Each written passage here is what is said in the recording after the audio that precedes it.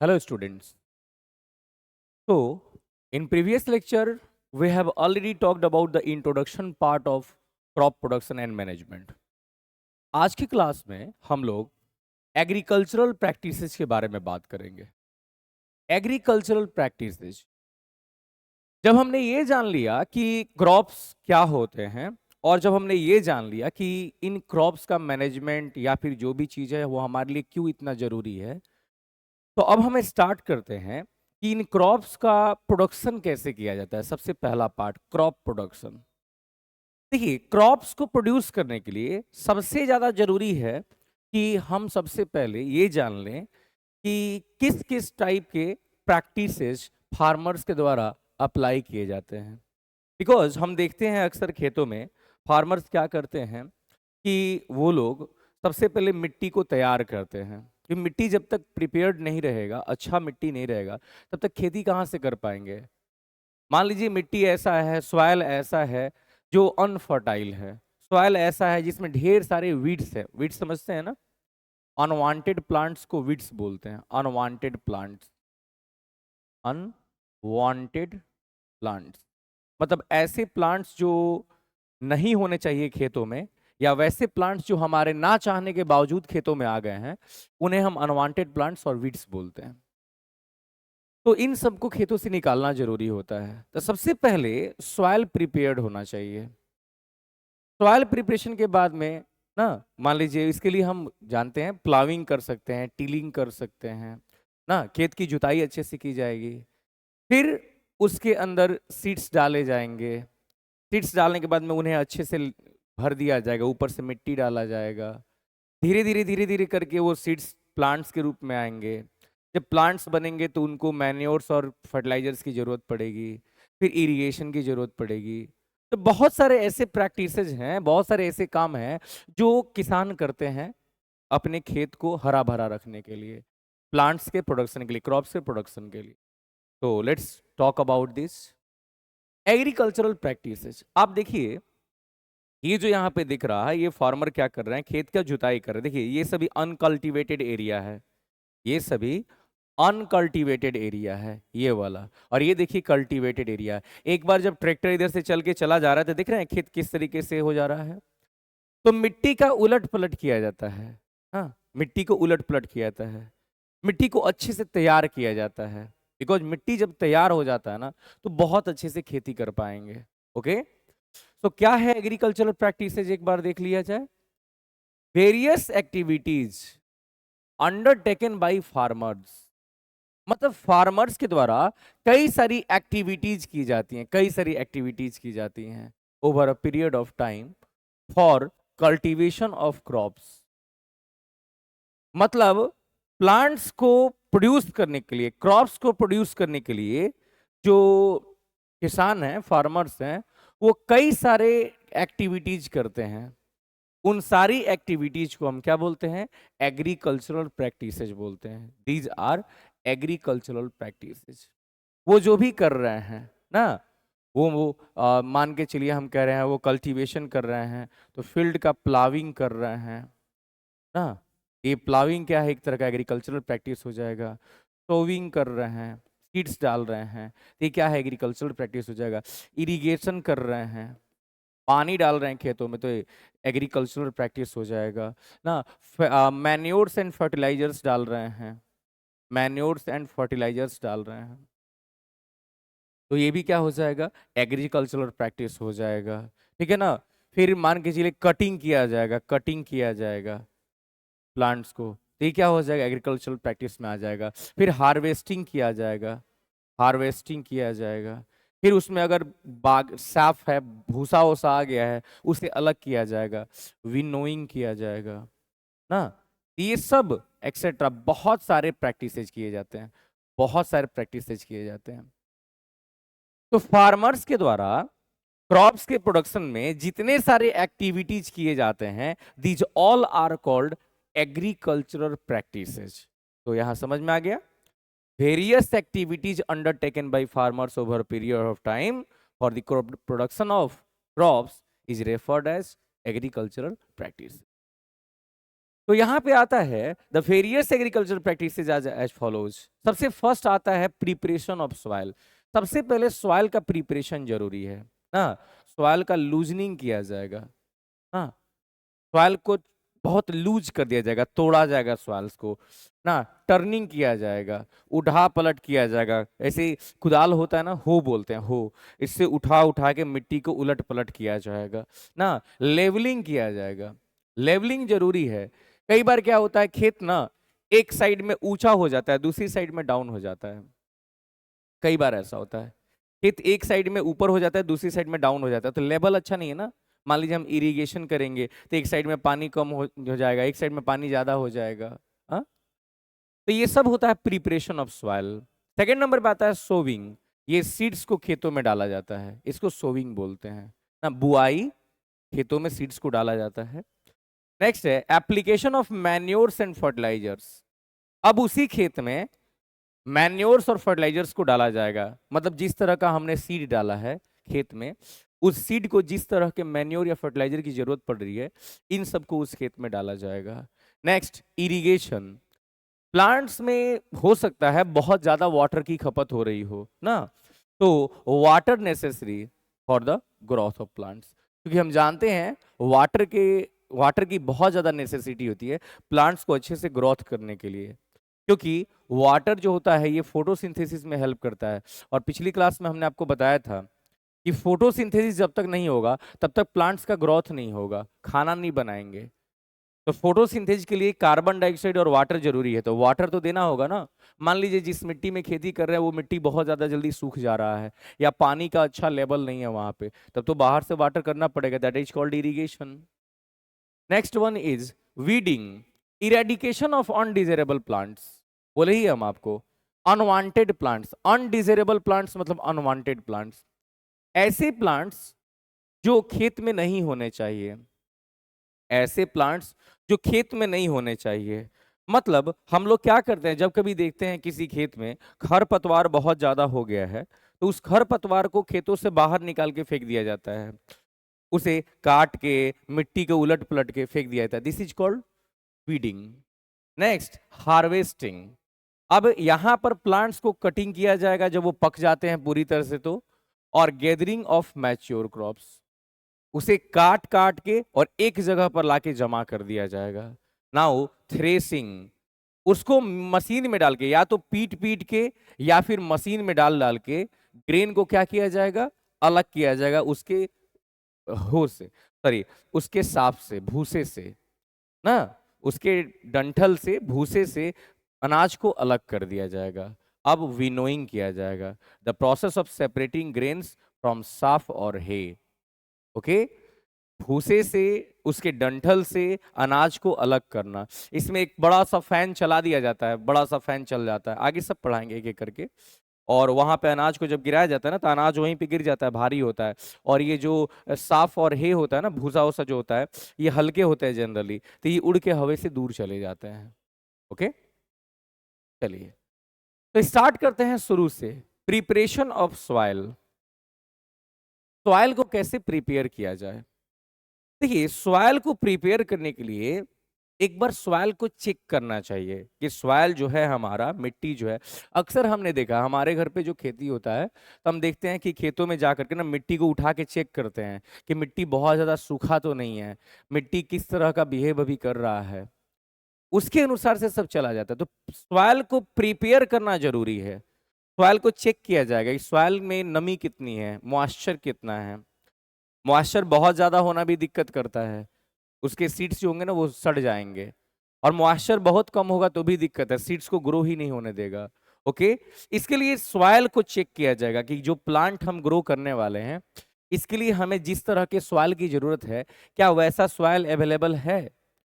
अगर नहीं है तो वैसा सॉइल तैयार किया जाएगा, कल्टीवेट किया जाएगा। खेतों को कल्टीवेट करके देखेंगे कि हाँ, हमारा जैसे वीड्स यहाँ पे दिख रहे हैं आपको, पहले से ही खेत में कितने सारे वीड्स दिख रहे हैं, वीड्स दिख रहे हैं। तीन वीड्स को निकाला जाएगा, ट्रैक्टर चला करके इसका कल्टीवेशन किया जाएगा, सारे के सारे वीड्स को काट दिया जाएगा, है ना। इसमें क्या किया जाता है, बार बार ही देख रहे हैं, सॉइल को प्रिपेयर किया जाएगा। सबसे पहले हम लोग एग्जाम देने जाते हैं, तो सबसे पहले एग्जाम के पहले क्या जरूरी है, प्रिपरेशन जरूरी है। अच्छा प्रिपरेशन होगा तो मार्क्स अच्छे आएंगे, अच्छा प्रिपरेशन होगा तो मार्क्स अच्छे आएंगे। तो सॉइल अच्छा होगा, सॉइल को अच्छे से प्रिपेयर करेंगे तब ना इनकम ज्यादा होगा, यील्डिंग ज्यादा होगा। यस और नो? तो प्रिपरेशन ऑफ सॉइल बहुत ज्यादा जरूरी है। तो क्या है preparation? The preparation of soil is the first step before growing a crop.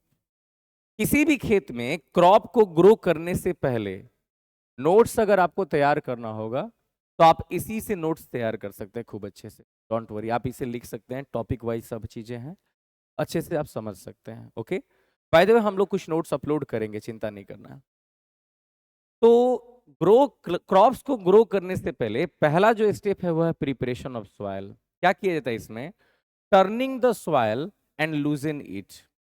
Soil को टर्न किया जाता है, मतलब उलट दिया जाता है, काट काट के सॉइल को उलट दिया जाता है। ओके, एंड लूजन इट, इसको एकदम लूज बनाया जाता है। क्योंकि अगर सॉइल लूज नहीं रहेगा तो एयर अंदर तक पेनिट्रेट नहीं कर पाएगा। बिकॉज हम ये चाहते हैं कि जो प्लांट है उसके roots penetrate deep into the soil. अगर सॉइल लूज रहेगा ना तो क्रॉप्स के जो रूट्स होंगे ना, रूट्स जड़ जो होते हैं, वो मिट्टी में अंदर तक जाएंगे, और जितना मिट्टी में अंदर तक जाएंगे उतना प्रॉफिट होगा। कैसे? मिट्टी में जब वो अंदर तक जाएंगे तो एनकरेजमेंट रहेगा, प्लांट्स गिरेंगे नहीं, पकड़ बनेगी उनकी। दूसरा, मिट्टी में जितना ही अंदर तक जाएंगे उतना अच्छे से उनको वाटर मिलेगा, उतना अच्छे से उनको वाटर मिलेगा, और वाटर मिलेगा तो क्या होगा फायदा? वो अच्छे से फोटोसिंथेसिस कर पाएंगे, अपना फूड का प्रिपरेशन कर पाएंगे। Okay, it helps in the growth of earthworm. ये अर्थवर्म को भी ग्रो करता है, माइक्रोब्स को भी ग्रो करता है। ओके, बिकॉज मिट्टी जो होगा अगर लूज रहेगा तो अर्थवर्म उसमें दूर दूर तक जाएंगे, और अर्थवर्म क्या करता है आप जानते हो? मिट्टी को बहुत ज्यादा फर्टाइल तैयार करता है, फर्टाइल बना देता है।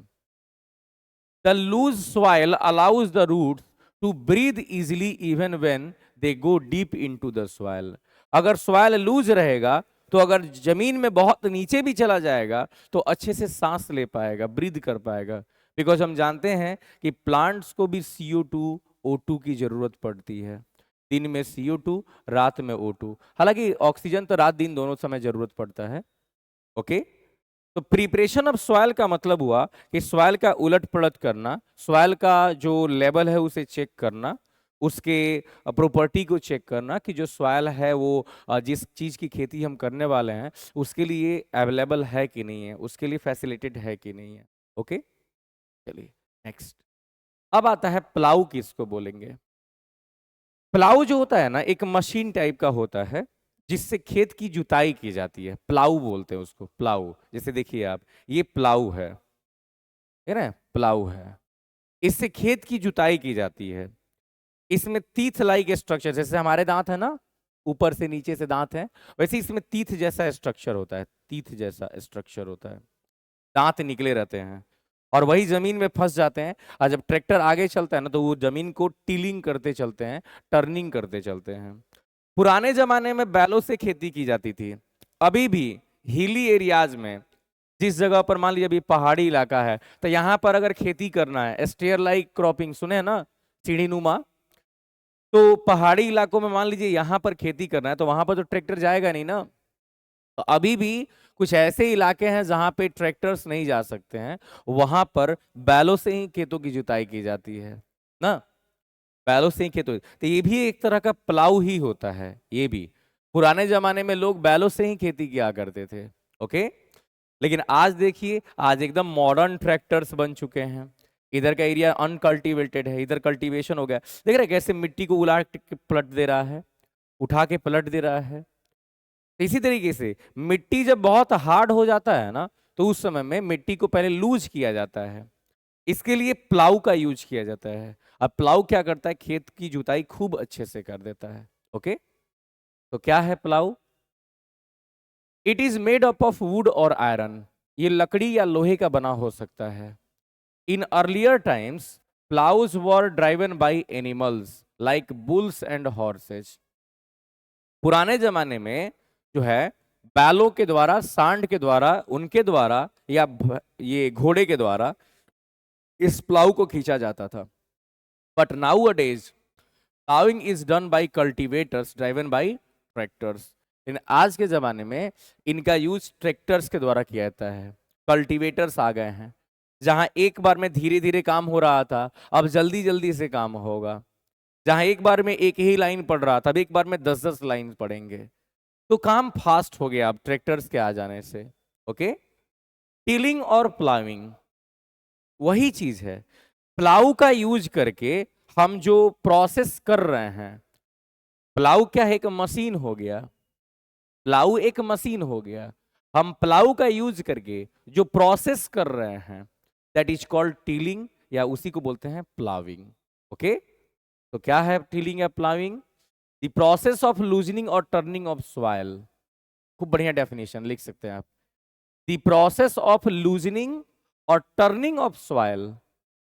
सॉइल को लूज करना मतलब सॉइल को टर्न करना, इसका जो प्रोसेस है, दिस इज कॉल्ड टिलिंग और प्लाविंग। इसी को टिलिंग या प्लाविंग बोलते हैं, सॉइल को लूज या टर्न करना। Okay, since only a few centimeters of the top layer of the soil supports the plant growth। हम जानते हैं कि मिट्टी तो बहुत नीचे तक है, लेकिन कुछ ही सेंटीमीटर तक जो होता है ना, 3, 4, 5 सेंटीमीटर तक ही जो सॉइल है वो प्लांट के ग्रोथ के लिए यूजफुल होता है।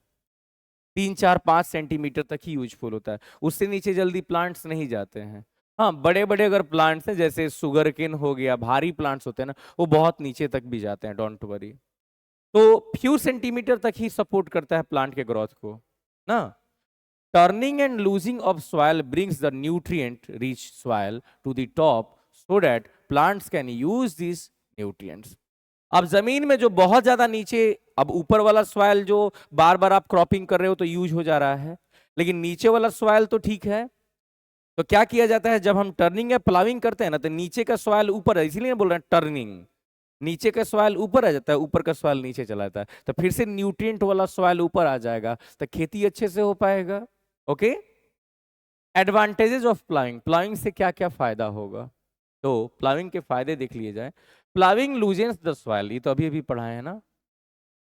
प्लाविंग जो होता है उस सॉइल को लूज बना देता है, मतलब सॉइल को बहुत भुरभुरा बना देता है। आराम से एयर, रूट्स ना, अर्थवॉर्म, माइक्रोनियम्स, ये सब आराम से अंदर तक पेनिट्रेट कर पाए। Allows easy and deeper penetration of the roots, बोले ना, प्लांट्स के रूट्स आराम से नीचे तक चले जाएंगे।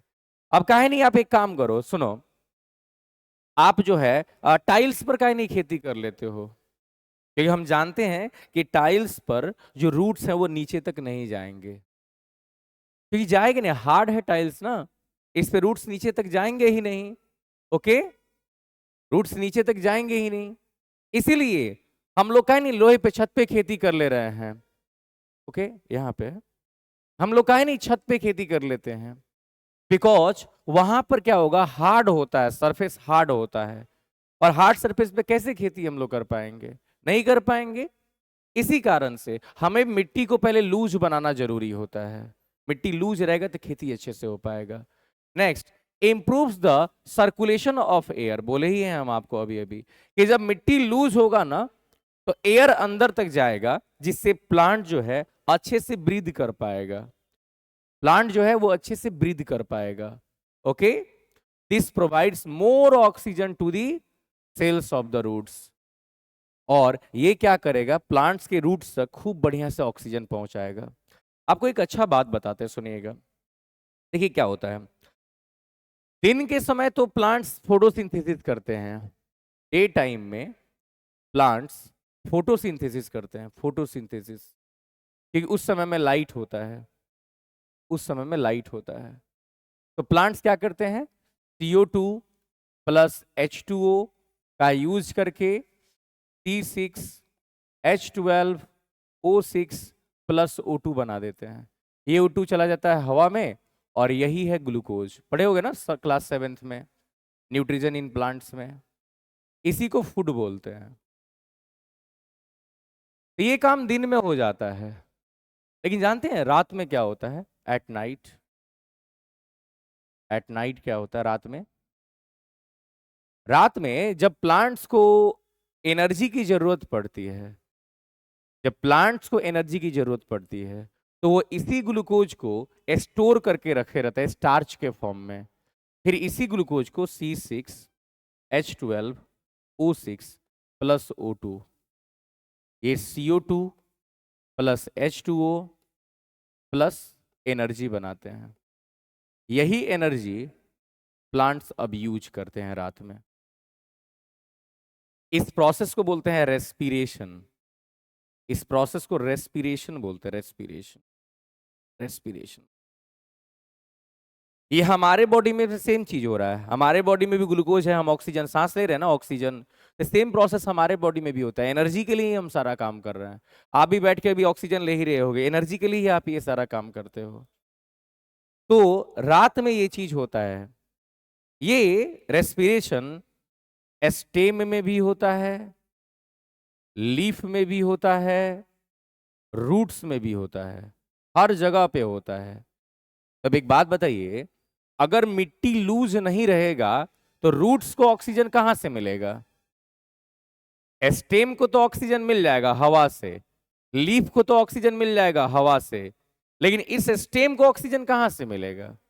फिर रूट्स को कहां से मिलेगा? रूट्स तो जमीन के अंदर है। तो अगर मिट्टी लूज रहेगा तब ना इनको हवा आराम से, मान लीजिए मिट्टी हो गया और रूट्स यहां पे हैं, हाँ, रूट्स यहां पे हैं, तो मिट्टी से ऑक्सीजन नीचे जाना चाहिए कि नहीं? हाँ, तो मिट्टी जब लूज रहेगा ना तभी ऑक्सीजन वहां तक पहुंचेगा। इसलिए जो प्लाविंग है ना वो ऑक्सीजन इनरिचमेंट में भी बहुत हेल्प करता है। आप लोग भी बहुत छोटे हैं तो थोड़ा आराम से समझिए इन सभी चीजों को। दिक्कत लगेगी तो वीडियो को दोबारा देखिएगा। हाँ, हम कह रहे हैं ना आपको समझ में आ जाएगा, चिंता नहीं कीजिए। तो समझिए आप ये वाला point. Next, it increases the water retention capacity. Water retention capacity, जब मिट्टी को उलट पलट कर देते हैं ना तो वहां पर मिट्टी जो है ना, देखिए हार्ड मिट्टी में पानी ज्यादा नहीं रुकेगा, लेकिन सॉफ्ट मिट्टी में पानी बहुत ज्यादा रुकेगा, कीचड़ जैसा बन जाएगा और रुक जाएगा। आप खुद बताओ ना कि हम एक टाइल्स को, एक पत्थर को पानी में डाल दे और निकालें, और एक रुई को, कॉटन को पानी में डाले और निकालें, तो किस में ज्यादा वाटर आएगा? ऑफ कोर्स कॉटन में आएगा, रुई में ही आएगा। तो जो लूज होते हैं ना वहां पर वाटर ज्यादा देर तक रुकता है, और इससे क्या होगा, जब हम लोग इरिगेशन करेंगे ना तो पानी रुकेगा और उससे क्या होगा, प्लांट्स का ग्रोथ बहुत अच्छे से हो पाएगा। Okay, next one, ploughing uproots the weeds growing in the fields. ये क्या करता है, वीड्स को जब प्लाविंग किया जाता है ना, खेत का जुताई किया जाता है, तो वीड्स सब के सब निकल के बाहर चले आते हैं, टूट जाते हैं, जिससे अनवांटेड प्लांट्स जो हमारे खेतों में खरपतवार घास ओस आ गया था उसे हम निकाल सकते हैं। Harmful insects present in the deeper layers of the soil are destroyed when exposed to sunrays. और जब मिट्टी को उलट पलट करेंगे तो मान लीजिए जमीन के बहुत नीचे जो है बहुत हार्मफुल इंसेक्ट्स होते हैं, जो हम प्लांट्स जब डाल देते हैं ना तो प्लांट्स के रूट्स को काट देते हैं, प्लांट खराब हो जाता है। अब वो जमीन के अंदर है, जब उनको निकालेंगे तो सनलाइट में आएंगे, और सनलाइट में आने से वो क्या हो सकते हैं, मर सकते हैं। तो मर जाएंगे तो हमारे लिए प्रॉफिटेबल होगा, नहीं तो हमारे प्लांट्स को खराब कर देंगे।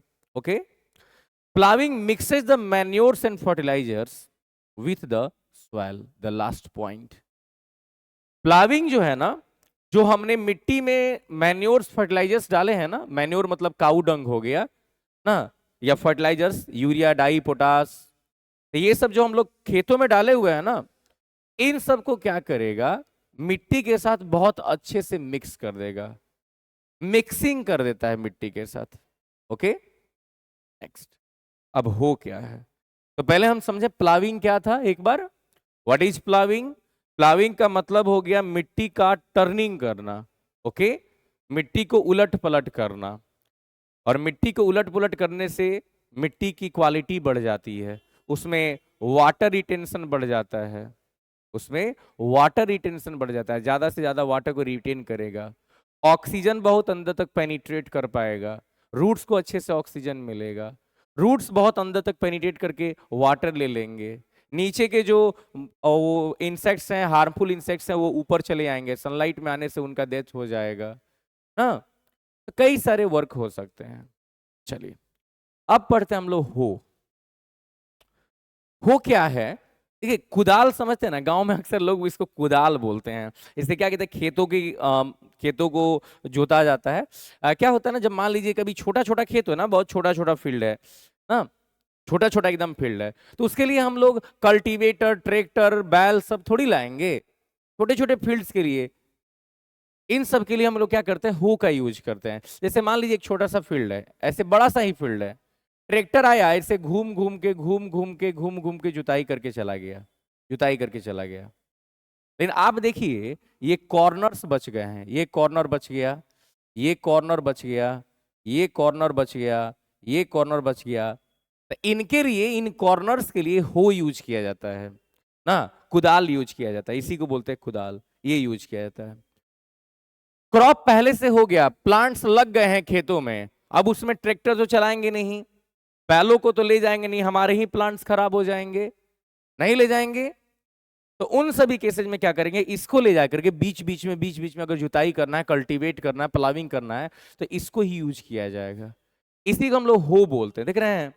एक किसान लोग क्या करते हैं, फार्मर्स क्या करते हैं, इसी को ले जाके, अब जैसे मान लीजिए नाला तैयार करना है खेतों में ना, नाला तैयार करना है कि पानी किधर से निकलना चाहिए, उसके लिए नाले तैयार कर रहे हैं, तो इसके लिए भी क्या है, सेम टू सेम इसी का यूज करना होगा।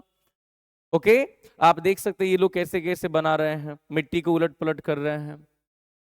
तो हो क्या है, इसको एक बार समझ लिया जाए। हो consist of a long rod, इसमें एक लंबा सा रॉड होता है, लॉन्ग रॉड होता है, ये लकड़ी का या लोहे का दोनों हो सकता है, with broad iron, strong iron plate. इसमें एक लंबा सा रॉड होता है, एक रॉड होता है, और एक चौड़ा सा आयरन प्लेट होता है, इसमें चौड़ा सा आयरन प्लेट होता है, लोहे का प्लेट होता है इसमें। क्लियर है। Bent plate acts like blade, ये जो मुड़ा हुआ प्लेट है ना, ये ब्लेड के जैसा काम करता है, और इसका यूज क्या होगा, loosening of soil and removing weeds. ये मिट्टी से खरपतवार को निकालने के लिए या मिट्टी को लूज करने के लिए यूज किया जाता है। तो कोई भी आपसे पूछे कि हो का क्या यूज है, तो आप पहले बता देना, एक लॉन्ग रॉड होता है लकड़ी का या आयरन का, और उसमें आयरन का एक प्लेट लगा हुआ रहता है, जो आयरन का प्लेट ब्लेड के जैसा काम करता है। फिर से, जो आयरन का प्लेट ब्लेड के जैसा काम करता है, जो मिट्टी को काट काट के उलट पलट कर देगा, लूज कर देगा। और समटाइम्स जो घास होते हैं ना, उनको भी अलग कर देता है, जो वीड्स होते हैं ना, उनको भी निकाल के क्या कर देता है, अलग कर देता है। अब आता है कल्टीवेटर। देखिए, प्लाऊ ही कल्टीवेटर है, प्लाविंग करने के लिए हम जिसको यूज करते हैं ना, दैट इज द कल्टीवेटर। लेकिन ये बड़े से फील्ड को एक साथ सही कर सकता है, एक साथ प्लाविंग कर सकता है, बड़े से फील्ड को। दिख रहे हैं, एक बार में कई सारे तीत हैं, इसमें कई सारे दांत लगे हुए हैं, 1 2 ना, 3 4 5 6 7 8 9 10 11 12 13 14 15 16 17 18 19 20 को होगा, भले एगो छूट गया होगा कि ना। इतने सारे हैं जो एक बार में अगर चलेंगे, देख रहे हैं कैसे खेत का जुताई कर दे रहे हैं। दीज आर कॉल्ड कल्टीवेटर्स, इनको कल्टीवेटर बोलते हैं। अगर आप गांव से बिलोंग करते हुए देखे होंगे, गांव में तो 9 गो होता है, 9 तीत होता है, 9 तीत होता है, ऐसे लोग उसको नौफारा बोलते हैं, नौफारा ना। तो ये गांव में भी दिखता है, लेकिन ये बड़ा बड़ा है, जब बड़े बड़े फार्म्स पर यूज करना होता है, बड़ा बड़ा फार्म पर यूज करना होता है, तब इनका यूज किया जाएगा। ताकि एक बार ट्रैक्टर चलेगा ना, टाइम भी बचेगा, कॉस्टिंग भी बचेगा, इनका यूज किया जाएगा। ओके, देख रहे हैं, ये कल्टीवेटर से एक बार में कितना दूरी तक को एक बार में सही कर देंगे, प्लाव कर देंगे। तो कल्टीवेटर क्या होता है बाबू, cultivator is a type of farm implement. Farm implement बोले, इनको जनरली फार्म्स पर यूज किया जाएगा, used for secondary tillage. Secondary tillage का मतलब हो गया, पहली बार खेत का जुताई कर दिए हैं, दोबारा अगर टीलिंग का काम करना है तो वहां पर इसका यूज कर सकते हैं, या इसी को सेकेंडरी मेथड मान लीजिए। अगर आप प्लाऊ के जगह पर कल्टीवेटर का यूज करना चाहते हैं तो इसी को यूज कर सकते हैं। ओके, इट्स टीथ, इसके जो दांत होते हैं ना, जिनको शैंक भी बोलते हैं, विच आर ऑल्सो कॉल्ड सैंक्स, तो जो दांत जैसा निकला हुआ ना ऐसे, उनको हम टीथ भी बोल सकते हैं या सैंक्स भी बोल सकते हैं, सैंक्स। पर्स the soil as they help, ये क्या करता है, सॉइल के अंदर चलता है। पर्सिंग में क्या होता है, कान का जो छेद किया जाता है ताकि गर्ल्स जो है, फीमेल्स जो है, कान की बाली उली पहने, इनको पर्सिंग बोलते हैं जनरली। तो ये क्या है, purse the soil as they help of the tractors, है ना। मतलब ये क्या होता है, जब ट्रैक्टर्स के द्वारा खींचा जाता है तो ये क्या करते हैं, सॉइल के अंदर तक चले जाते हैं, पर्सिंग का काम कर लेते हैं, ये एकदम से सॉइल के अंदर तक चले जाते हैं। ओके, तो वही चीज हम कह रहे हैं कि ये जो कल्टीवेटर को डाला जाता है ना, तो कल्टीवेटर के हेल्प से होगा क्या, ये क्या करेगा, मिट्टी को अंदर तक, खेत के अंदर तक जुताई कर देगा। ओके, और इसमें जो तीथ हैं, शैंक्स हैं, वही अंदर तक जाकर के मिट्टी को जोतने का काम करते हैं। Cultivator stir pulverise the soil. अब कल्टीवेटर जो होते हैं ना, ये मिट्टी को हिलाते डुलाते भी हैं और पुल्वेराइजेशन भी करते हैं। मिट्टी के बड़े बड़े जो लंप्स होते हैं ना, उनको तोड़ने का काम भी करते हैं। बहुत बार मिट्टी में बड़ा बड़ा लंप बन जाता है, ढेला बन जाता है, उसको तोड़ने का काम भी करते हैं ये। पुल्वेराइज द सॉइल इधर बिफोर प्लांटिंग और after the crop has begun growing, ये दोनों समय में किया जाता है ना। बिफोर द प्लांटिंग, प्लांटिंग से पहले भी किया जाता है, या क्रॉप हो गया है, बीच बीच में खाली जगह है, पैटर्न वाला क्रॉप है। जैसे बहुत बार क्या होता है ना कि मान लीजिए ये खेत है और ये क्रॉप है, ये पूरा क्रॉप है, फिर ये वाला क्रॉप है। बहुत बार खेतों में ना क्रॉप्स के बीच में डिस्टेंस दिया जाता है, क्रॉप्स के बीच में डिस्टेंस दिया जाता है बहुत बार खेतों में। तो ये बीच बीच में जो खाली जगह है ना, इसकी तो जुताई कर सकते हैं हम। ओके, अब आता है लेबलिंग। लेबलिंग क्या है, तो आपको समझ में आया ना, कल्टीवेटर वाला काम, ये फार्म के लिए यूज किया जाता है, एक बार में बड़े से एरिया को कल्टीवेट कर सकता है। तो कल्टीवेटिंग का काम भी कर रहा है, स्टारिंग का काम भी कर रहा है, पुल्वेराइजेशन का भी काम कर रहा है, मिट्टी को मिक्स करना, बड़े बड़े लम्प्स को तोड़ने का भी काम कर रहा है। लेबलिंग का क्या रोल है, अक्सर क्या होता है ना कि मान के चलिए खेत है, वो खेत कुछ ऐसा हो गया है। अब मान लीजिए खेत अगर ऊंचा है, चाहे ऐसे है खेत, ऐसे है, ऐसे है, तो इसमें खेती हो पाएगा, नहीं हो पाएगा। यहां हम इरिगेशन करेंगे, पानी डालेंगे, सारा पानी भाग के इधर चला आएगा। यहां हम पानी डालेंगे, इधर आ जाएगा, यहां पानी डालेंगे, इधर जाएगा, यहां पर पानी लग जाएगा, वाटर लॉजिंग हो जाएगा। और वाटर लॉगिंग होने से, वाटर लॉगिंग हो जाएगा, वाटर लॉगिंग होने से क्या होगा, वहां पे जो प्लांट्स होंगे सड़ जाएंगे। तो लेवलिंग का मतलब होता है, लेवलिंग चारों तरफ एक बराबर मिट्टी होना चाहिए, चारों तरफ एक बराबर मिट्टी होना चाहिए। इसके लिए लेवलर मशीन का यूज किया, देख रहे हैं, लेवलर है ये, इसका काम होता है मिट्टी को धक्का दे करके। आप लोग देखे होंगे, अगर गांव में होंगे तो ये तो दिखा होगा, नहीं देखे हैं तो अपने यहाँ जो है ना, रोड का काम होता है ना, रोड का काम, तभी इसको यूज किया जाता है, लेवलर यूज किया जाता है। और लेवलर क्या करता है ना, धक्का दे दे के, धक्का दे दे के, धक्का दे दे के मिट्टी को बराबर कर देता है, एक बराबर चारों तरफ कर देता है। ओके, एक बराबर। इसे क्या किया जाता है, देख रहे हैं, खींच के मिट्टी को चारों तरफ फैलाया जाता है। इधर ऊंचा है तो उधर से मिट्टी को खींच के दूसरी तरफ ले जाया जाएगा, इधर ऊंचा है तो उधर से मिट्टी खींच के दूसरी तरफ ले करके जाया जाएगा। और इसमें जो है ना, दिख रहे हैं, बड़े बड़े जो मिट्टी के ढेले होते हैं ना, लंप्स बोलते हैं, वो भी टूट के पाउडर बन जाते हैं, छोटा छोटा छोटा छोटा टूट जाते हैं। इसमें उनको भी तोड़ा जाता है बहुत आराम से। ओके, और इस तरीके से दिख रहे हैं। हाँ, जब कभी धान का खेती होता है ना, पैडी प्लांट का खेती होता है, देख सुने होंगे आप लोग, रोपनी बोलते हैं, रोपनी। तो जब पैडी प्लांट का खेती होता है ना, रोपनी किया जाता है, तो उस समय में भी देखिएगा ऐसे पूरे खेत में इरिगेशन करके पानी डाल के तब लेवलर डाला जाता है, ताकि एकदम बराबर कर दे। आई बराबर जगह पर अब खेती करना एकदम आसान है, आराम से हम लोग हाथ डाल डाल के क्या करेंगे, ट्रांसप्लांटेशन कर देंगे। ओके, लेबलिंग जो है ना, ये पानी डालने के बाद में भी किया जाता है, बहुत इंटरेस्टिंग लगता है ये, आप देखिएगा तो। अब तो हम लोग यहाँ ट्रैक्टर से किए जाते हैं, पहले ये, अभी भी ट्रैक्टर है ये चाइनीज है, अपने यहाँ पहले बैल से किया जाता था, अब तो ट्रैक्टर्स आ गए। हर चीज में यार देखा जा रहा है, मॉडर्नाइजेशन आ रहा है, धीरे धीरे मॉडर्न होते जा रहे हैं लोग ना। चलिए नेक्स्ट, तो लेबलिंग क्या है एक बार समझ लिया जाए। The field is levelled before the sowing the seeds. Seeds का सोइंग करने से मतलब खेत में बीज के बुआई से पहले सीड्स को खेतों में डालने से पहले उसका लेवलिंग किया जाता है, लेवलिंग किया जाता है ताकि इरिगेशन अच्छे से हो सके, and for breaking the big pieces of soils, crumbs, बड़े बड़े जो लंप्स है ना, क्रम्स है ना, उनको तोड़ के छोटा छोटा कर दिया जाएगा। इसके लिए भी लेवलिंग किया जाता है। गांव में क्या बोलते हैं, हेंगा बोलते हैं लोग, हेंगा। उस हेंगा से क्या करता है, जब जाता है ना, हैंग करते हुए रहता है वो, जब जाता है ना, मिट्टी के बड़े बड़े ढेले को तोड़ के ना छोटा छोटा कर देता है। अब वुडन प्लैंक, इसमें लकड़ी का प्लैंक भी यूज होता है, और एन आयरन लेवलर या लोहे का लेवलर भी यूज होता है, use to make the ploughed field levelled. जब खेत बढ़िया से जुताई कर दिया जाता है तो उसको और एक लेवल से लेकर के चलना है, लेबलिंग करना है, तो उसके लिए लकड़ी का भी प्लैंक यूज होता है और लेबलर का भी यूज किया, लोहे का भी यूज किया जाता है। Okay, these soil leveller driven इधर बाई बुल्स और बाई ट्रैक्टर्स, इनको जो है वो बैलों के यूज से, बुल्स मतलब बैल, बैलों से के यूज से, सांड के यूज से भी खींचा जाता है, और ट्रैक्टर्स के यूज से भी किया जा सकता है। ओके, तो लेवलिंग क्या है समझ में आया?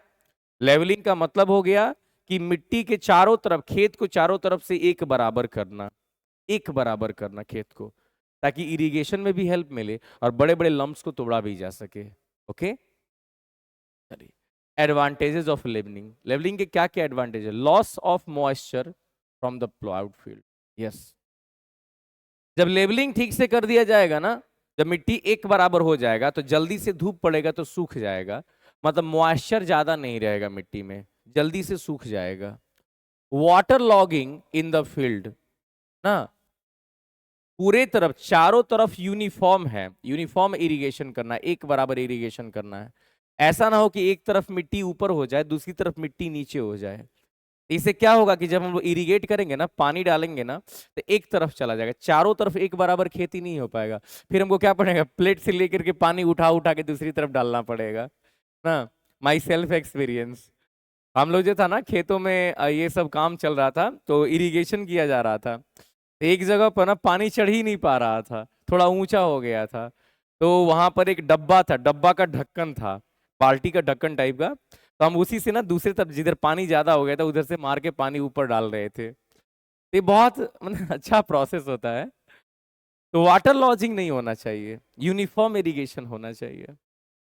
The loss of upper layer of the soil, soil का जो ऊपर वाला लेयर होता है ना, हाँ, उसका लॉस हो जाता है ना, from being blown away by the wind.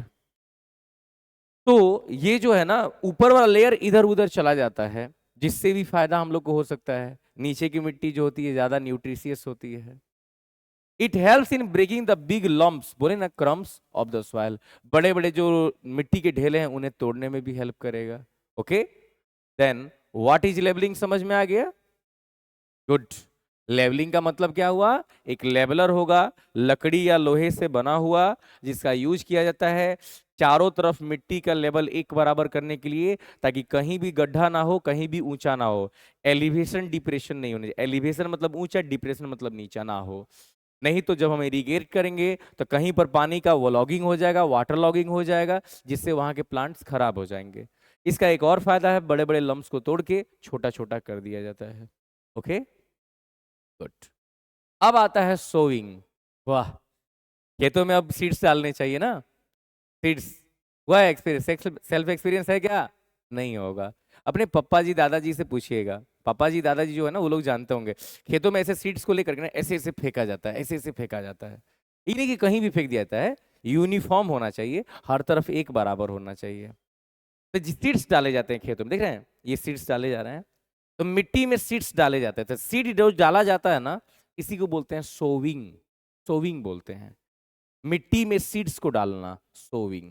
Okay, इसके लिए हम लोग हाथ का यूज करते हैं, हाथ में ऐसे देख रहे हैं गेहूं लिए और ऐसे छोड़े, तो जब हम ऐसे छोड़ेंगे ना तो चारों तरफ जाके गेहूं के सीड्स गिर जाएंगे। हाँ, ये टोटली यूनिफॉर्म नहीं होता है, हाथ से करने पर 100% यूनिफॉर्म नहीं हो सकता है ना, लेकिन हाँ ठीक है, खेतों में इसी का यूज किया जाता है, बड़ा बड़ा फील्ड होता है, हो जाता है काम, डोंट वरी।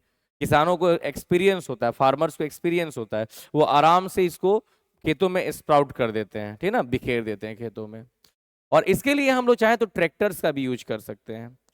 ट्रैक्टर्स में क्या होता है, ये फनेल बना हुआ है ना, फनेल बोलते हैं, जो ऊपर मोटा हो नीचे पतला होता है, इसको फनेल बोलते हैं। फनेल, फनेल बोलते हैं। तो इन्हीं फनेल्स में सीड्स डाल दिए जाते हैं, इन्हीं फनेल्स में सीड्स डाल दिए जाते हैं। आज जब ट्रैक्टर चलता है ना, तो टाइम टू टाइम वो उसमें से सीड्स खेतों में डालते रहता है, डालते रहता है। तो ये एकदम यूनिफॉर्म रहता है, कहीं सीड्स ज्यादा नहीं होंगे, कहीं भी सीड्स कम नहीं होंगे।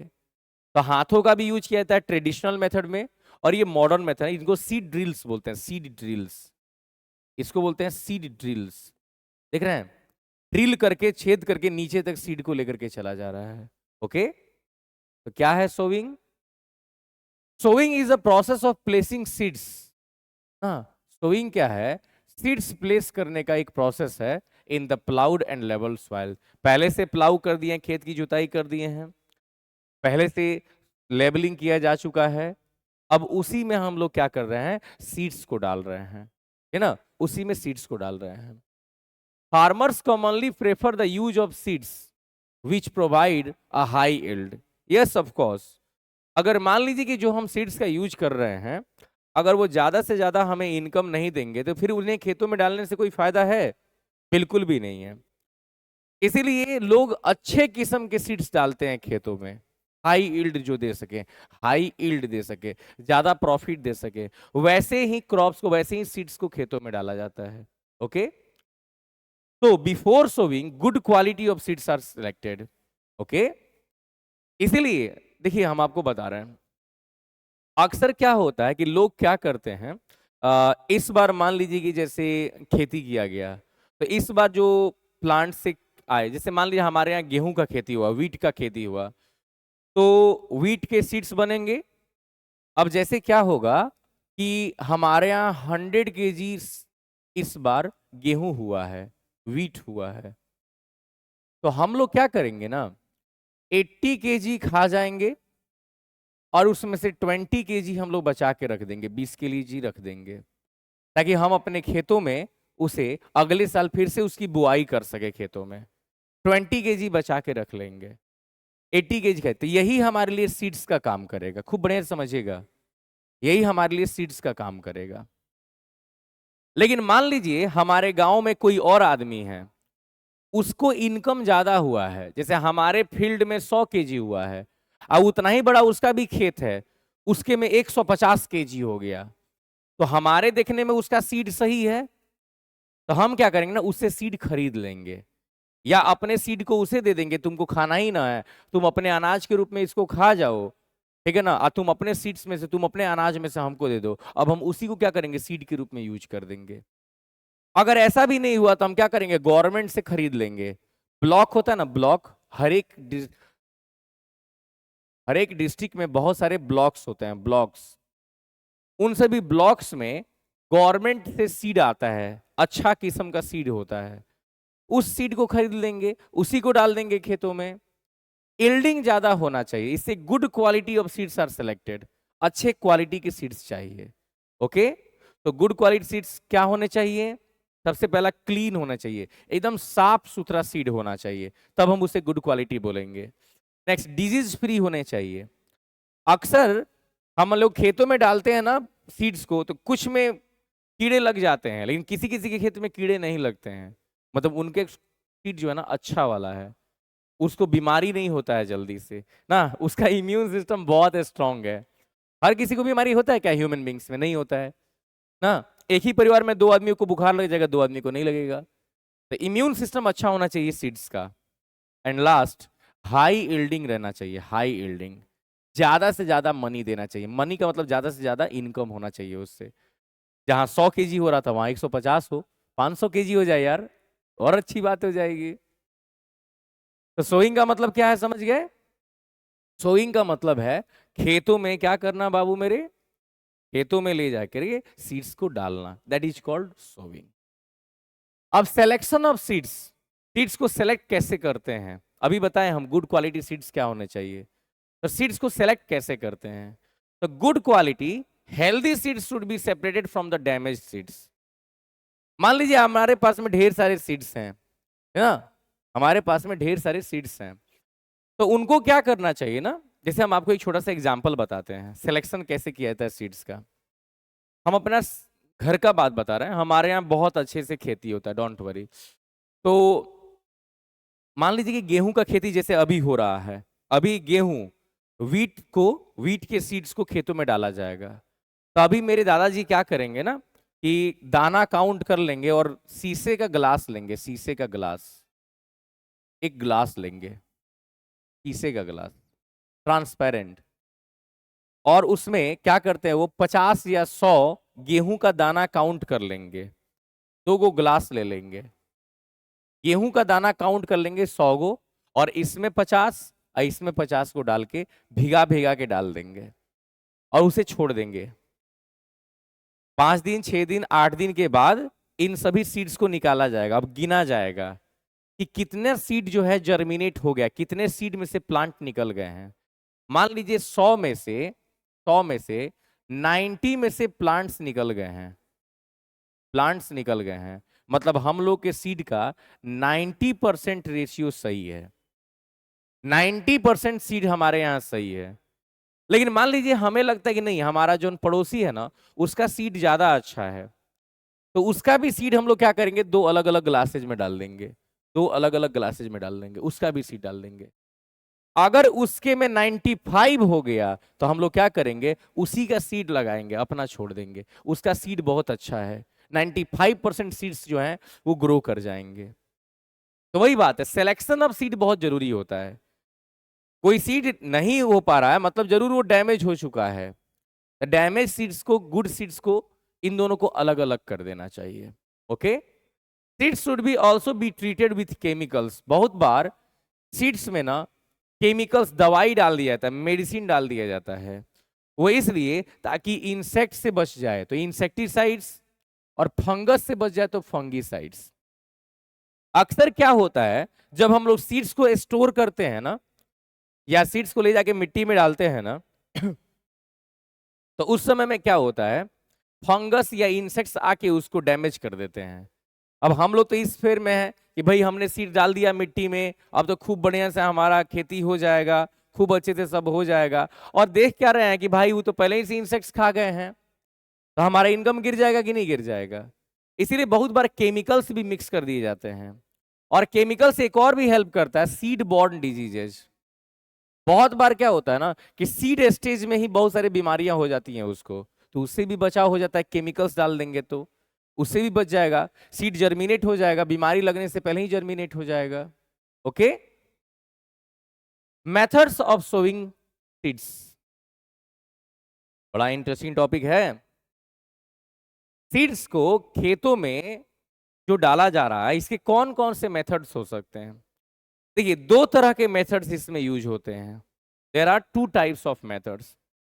एक तो ट्रेडिशनल मेथड है जिसे हैंड ब्रॉडकास्टिंग किया जाता है, हाथ से छीटा जाता है, और दूसरा जो है ना वो सीड ड्रिल यूज किया जाता है, मशीन यूज। अभी देखे हैं ना, एक हाथ से छीटा जा रहा था, एक ट्रैक्टर के यूज से किया जा रहा था। तो 2 तरह का सोइंग मेथड होता है। Okay, there are 2 methods of sowing seeds. पहला क्या है, मैनुअल मेथड या ब्रॉडकास्टिंग। मैनुअल मेथड, हाथ से मैनुअली सीड्स को खेतों में डाला जाएगा या सीड्स को खेतों में छीटा जाएगा। ओके, मैनुअल मेथड होगा। It involves scattering of seeds by hand, हाथ के हेल्प से सीड्स को खेतों में स्कैटर कर दिया जाएगा। Okay, seeds are later covered with soil by leveller to avoid wastage. अब फिर क्या होगा, मान लीजिए खेतों में सीड्स डाल दिए और चिड़िया सब आके बीन के खा जाएगी, सब बर्ड सब क्या करेगी, सब आके बीन के खा जाएगी सब। तो क्या करेंगे, लेबलर का यूज करेंगे, अब मिट्टी को उसके ऊपर से डलवा देंगे, मिट्टी के अंदर वो ढक जाएगा। ओके, सारे सीड्स तो नहीं ढक पाते हैं लेकिन बहुत ना 80-90% सीड्स ढक जाते हैं। ओके, सीड्स ऑफ मेज, मकई का सीड, गेहूं का सीड ना, बरसीम हो गया, बाजरा हो गया, इन सभी के सीड्स को हम लोग खेतों में डालते हैं, और या ऐसे हैंड से, हाथों से स्कैटरिंग कर सकते हैं ना, हैंड ब्रॉडकास्टिंग कर सकते हैं। तो पहला मेथड क्या है सोइंग सीड का, मैनुअल ब्रॉडकास्टिंग या हैंड ब्रॉडकास्टिंग। मैनुअल मेथड है, हाथों से खेतों में छीटा जाएगा। कौन कौन है? मकई है ना, बाजरा है, गेहूं है, इन सबको ऐसा कर सकते हैं। एक और होता है मैकेनिकल मेथड, मशीन का यूज करना। जहां मशीन यूज होता है ना उसको मैकेनिकल बोलते हैं, मैकेनिकल फोर्स। जहां मशीन के द्वारा फोर्स लगाए तो उसको मैकेनिकल फोर्स बोलते हैं। तो मैकेनिकल मेथड मशीन का यूज किया जाता है। In this method sowing is done by seed drills. वो फनेल सेट था ना, उसी सीड ड्रिल्स का यूज किया जाता है। तो इसीलिए ट्रेडिशनल मेथड होता है। ट्रेडिशनल टूल्स का मतलब होगा पुराने जमाने के टूल्स यूज किए जाते थे। लकड़ी उकड़ी का बना हुआ डब्बा टाइप का रहता था, उसको यूज किया जाता था। लेकिन जो आजकल मॉडर्न मेथड आ गया इसमें ट्रैक्टर्स का यूज किया जाता है। 5 से 6 पाइप लगे रहते हैं, उन्हीं के द्वारा सीड्स नीचे चले जाते हैं। तो ट्रेडिशनल टूल्स क्या हो जाएंगे बाबू? Traditionally the tools used for sowing the seeds is funnel shape tools. Traditional tools भी फनेल शेप्ड ही हुआ करते थे। Seeds are filled into the funnel and passed down through 2 or 3 pieces having sharp ends। और ये क्या किया जाएगा? फनेल में डाल दिया जाएगा। फनेल में ये फील्ड होगा, FILLED होगा।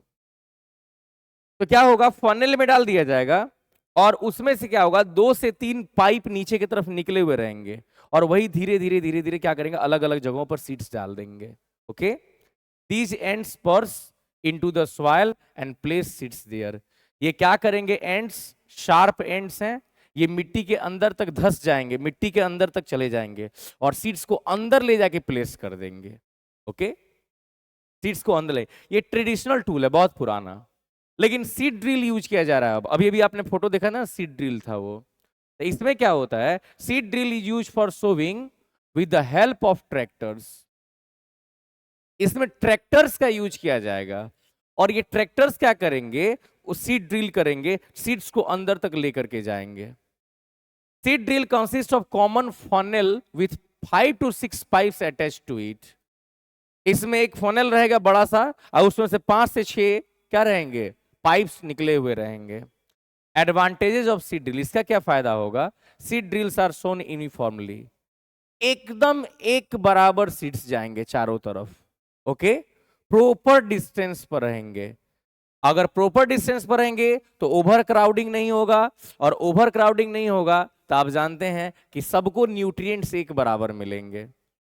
सबको न्यूट्रिएंट्स एक बराबर मिलेंगे। मान लीजिए कि यहां पर खेती, यहां पर ढेर सारे सीड्स एक बराबर है, यहां पर सीड्स अलग अलग हैं, तो इनको न्यूट्रिएंट कम मिलेगा, इनको न्यूट्रिएंट कम मिलेगा, इनको न्यूट्रिएंट ज्यादा मिलेगा। कि जिनको ज्यादा एरिया मिले, इसका एरिया यहां से यहां तक, इसका एरिया यहां से यहां तक, इसका एरिया यहां से यहां तक, तो उनका एरिया ज्यादा है तो उनको न्यूट्रिएंट्स ज्यादा मिलेंगे।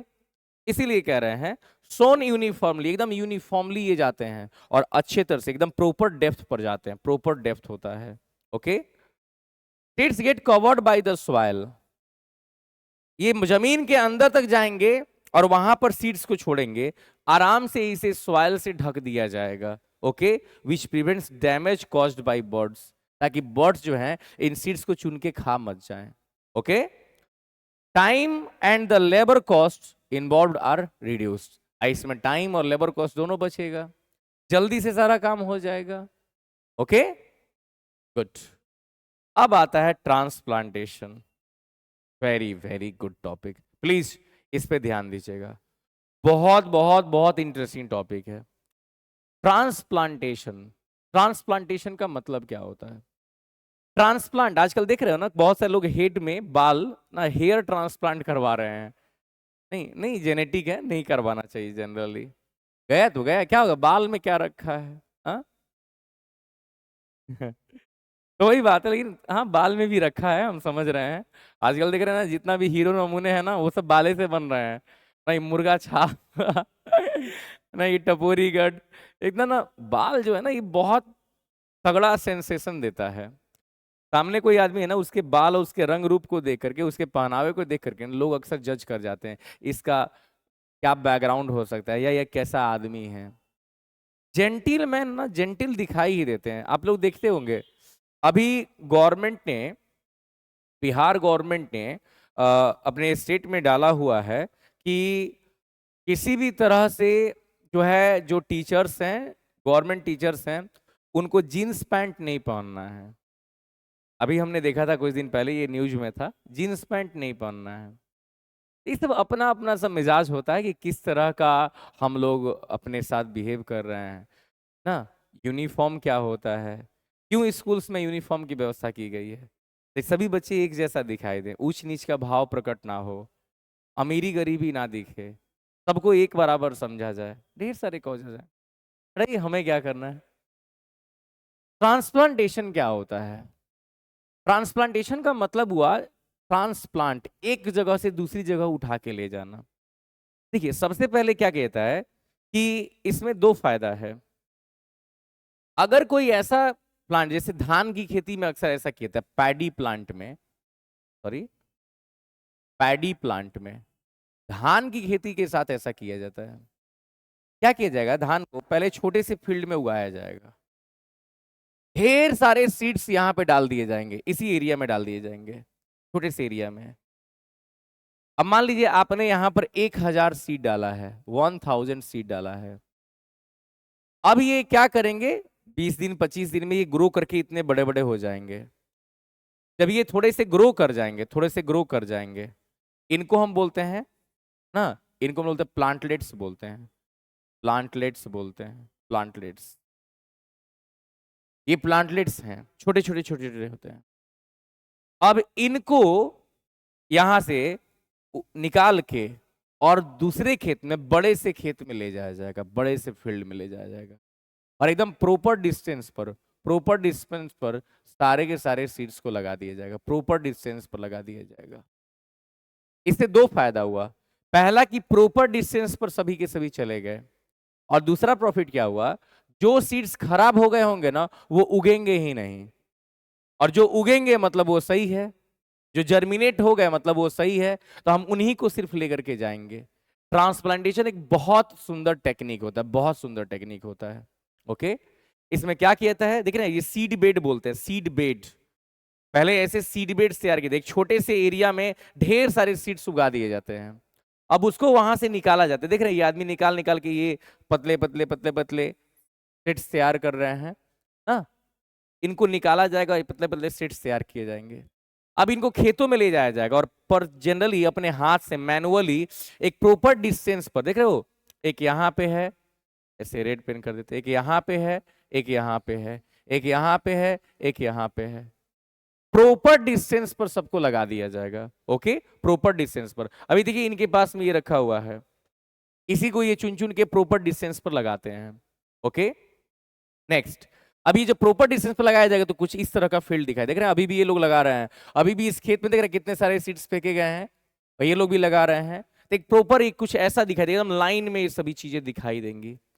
और जब ये बड़े होंगे ना, तो कुछ इस तरह का एकदम, दिख रहे हैं, इतना मोटा मोटा मोटा मोटा ये सब सेट तैयार हो गया। तो इनको खूब अच्छे से खेती करने के लिए एक प्रॉपर डिस्टेंस भी मिल गया। अगर हम देखें, यहाँ पे एक प्लांटिंग है और यहाँ पर है, तो देखिए प्रॉपर डिस्टेंस भी मिल रहा है, प्रॉपर डिस्टेंस भी मिल रहा है। इस डिस्टेंस से प्रॉफिट ये हो गया कि जो हम लोग न्यूट्रिएंट डालते हैं ना, यूरिया डाई पोटास ये सभी फर्टिलाइजर्स डालते हैं, तो सबको एक बराबर मिलता है, सबको एक बराबर मिल जाता है। Okay, and the next one, ये आप देख सकते हो दूसरे सीड्स के साथ भी ऐसा किया जाता है। जैसे आप चिलीज के साथ में ऐसा कर सकते हैं, चिलीज के साथ में कर सकते हैं, ब्रिंजाल के साथ कर सकते हैं, बैंगन की खेती में भी ऐसा किया जाता है, ब्रिंजाल्स के साथ ऐसा कर सकते हैं, एक्सेट्रा ना, कॉलीफ्लावर, कैबेज, बंदा गोभी, फूल गोभी, सबके साथ ऐसा किया जाता है, ट्रांसप्लांट किया जाता है। पहले एक छोटे से एरिया में उगाया जाता है, उसके बाद में ले जाके दूसरे बड़े से एरिया में उसको रख दिया जाता है। ओके, ट्रांसप्लांटेशन बोलते हैं। Seeds of rice and many vegetables, चावल के या बहुत सारे वेजिटेबल्स के सीड्स जो होते हैं, are not sown directly in the field, इनको डायरेक्टली खेतों में नहीं बोया जाता है। Instead they are first sown in the small plot or seed bed, इनको सबसे पहले एक छोटे से प्लॉट में डाला जाता है। Okay, where seedlings are grown, जहां पर सीडलिंग्स होते, छोटे छोटे सीडलिंग्स को तैयार किया जाता है, where they allowed to grow into the small plant and plantlets called seedling। तो एक छोटे से एरिया में डाल दिया जाता है, वहां पर पहले छोटा छोटा सीडलिंग बनता है, प्लांटलेट्स बनते हैं, पहले पहले छोटे छोटे सीडलिंग्स बनते हैं। हेल्दी सीडलिंग्स, जो सीडलिंग्स बहुत अच्छे दिख रहे हैं, हेल्दी दिख रहे हैं, there are picked and transfer to the field. अब उन्हीं को सिर्फ वहां से निकाल करके ना बड़े से खेत में भेज दिया जाएगा, बड़े से फील्ड में भेजा जाएगा। This process is called transplantation. मतलब हेल्दी सीड्स को पिक करना और उसको बड़े से खेतों में ले जा करके क्या करना, ट्रांसप्लांट कर देना। This process is called transplantation. इसी को ट्रांसप्लांटेशन बोलते हैं। Some forest plants and flowering plants are also grown by this method. जंगली कुछ प्लांट्स होते हैं ना, उनको भी इसी मेथड से लगाया जाता है। ओके, चिलीज हो गए, पैडी राइस हो गया, टोमेटो हो गया, ब्रिंजाल हो गया, बताएं अभी आपको, कॉलीफ्लावर, कैबेज हो गया, सबको इसी प्रोसेस से डाला जाता है। तो ट्रांसप्लांटेशन बहुत हेल्प करता है फार्मर्स को, ताकि इसमें हेल्दी सीडलिंग्स को निकाला जा सके, अच्छे सीडलिंग्स को। नहीं तो ऐसा ना हो कि कोई प्लांट हम डाले खराब हो गया तो इनकम कम हो जाएगा ना जी, इनकम कम हो जाएगा। ओके, चलिए, एडवांटेजेस ऑफ ट्रांसप्लांटेशन, इसके क्या प्रॉफिट्स हैं, क्या हमारे लिए बेनिफिट्स हैं, तो देख लिया जाए। हेल्दी सीडलिंग्स आर सिलेक्टेड, इससे हमें हेल्दी सीडलिंग्स मिलते हैं। Seedlings are planted with sufficient spacing, अच्छा से स्पेस दे दे के सीड्स को क्या किया जाता है, ट्रांसप्लांट किया जाता है। जितना हमें स्पेस देना होगा उतने अच्छे से हम स्पेस दे पाएंगे। ये नहीं होगा कहीं भी जिसको मर्ज किया वहां पर आ गया। ओके, सब्जियों की खेती तो अक्सर ऐसे ही करनी चाहिए। This increases yield and crop production, इससे यील्डिंग भी बढ़ जाता है और क्रॉप का प्रोडक्शन भी बढ़ जाता है। हर तरह से एक प्रॉपर स्पेस मिलता है, प्रॉपर डाइट मिलता है उनको। जब हम लोग न्यूट्रिएंट्स डालते हैं तो सबको एक बराबर न्यूट्रिएंट्स मिलते हैं, किसी को ज्यादा किसी को कम नहीं मिलता है। ये बहुत हेल्प करता है फार्मर्स को, ताकि वो लोग अच्छे से खेती कर पाए। ओके स्टूडेंट्स, तो प्रिपरेशन ऑफ सॉइल आपने समझा कि सोविंग कैसे करते हैं, ट्रांसप्लांटेशन कैसे करते हैं। ओके, अब आता है टॉपिक मैन्योर्स एंड फर्टिलाइजर्स से। बहुत सुंदर टॉपिक है। तो नेक्स्ट क्लास में हम लोग मैन्योर्स और फर्टिलाइजर्स के बारे में पढ़ेंगे कि क्यों, कब, जब मिट्टी हम लोग का जो है वो अच्छे से न्यूट्रिएंट्स नहीं रहते हैं तो हम लोग को बाहर से उसमें न्यूट्रिएंट्स डालने पड़ते हैं ना। तो उसी को हम लोग मैन्योर्स एंड फर्टिलाइजर्स बोलते हैं। ओके, तो इसे हम लोग नेक्स्ट क्लास में कंप्लीट करते हैं। Okay, thank you.